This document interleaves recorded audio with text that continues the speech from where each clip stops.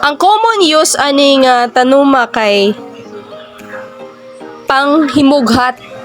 Pag bag-o kang panganak then gibughat ka, wa ra kag dahon ani, dayon imo ang latan og imnon.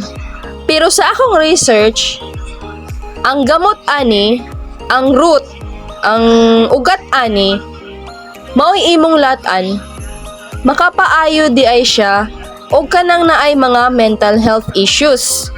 Parihaan ng depression, fatigue, restlessness o anxiety.